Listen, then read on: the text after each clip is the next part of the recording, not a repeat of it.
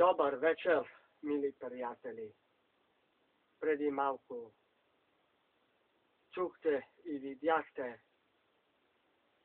две песни, които са направени на клип в мое изпълнение, а преди мен тези две песни ги изпълняваше и до ден днешен ги изпълнява Иван Дяков. Така, какво друго да ви обясня, мили приятели? Просто самите клипове доказват положението, че и аз, както Иван Дяков, пея македонски народен фолклор, защото по кръв, по бащина линия съм македонец. Какво друго да ви кажа? Ще ви кажа как тръгна цялата работа. Като малък се бех запалил по музиката. Леко по леко, постепенно с една устна хармоника. В момента, ето е там до микрофона все още устната хармоника и до ден днешен не пазя. Тази устна хармоника, ето, тази устна хармоника, мили приятели, от детските си години до сега съм изкарал не една песен. Лично моя авторска ли е да е било, чужда ли е било, каквато и да е, няма значение. Просто тази хармоника ми отвори пътя и вратите, за да стигна сега до това положение, до което съм.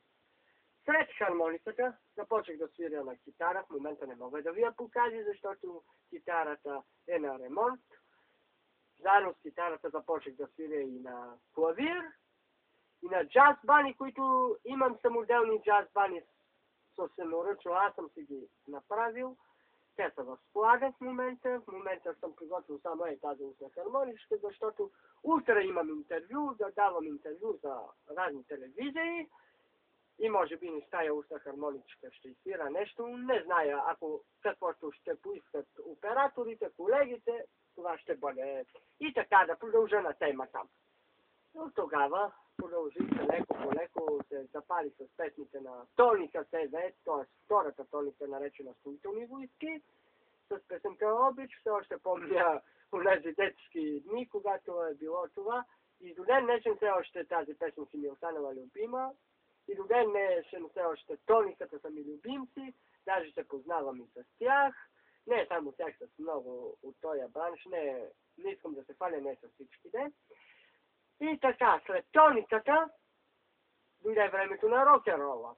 Запалих се с турците, Сигнал, ФСБ от българските, от чуждите започнах с Purple, Цепелин, Юрая Хип, Пинк Флойд, ZZ Top и така нататък. Така, след рок-н-рола дойде малко известно време за моя лична авторска изява до 2003 и началото на 2004 година, когато пък изведнъж обърнах на македонския фолклор.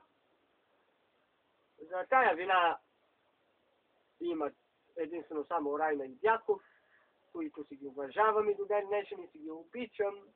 И като колеги, и като хора, и като певци. И до ден днешен вече съм намешана скара на червено вино, на бело вино също и на люта ракия, но за сега само това червено вино е останало тук пред мен. Преди да направя записа, ние празнувахме тук Великден, нали, днеска беше Великден. Между другото, за мен е двоен празник, хем Великден, хем лично на мен ми беше светец и така нататък, затова го караме на червено вино, кой каквото може, това пием.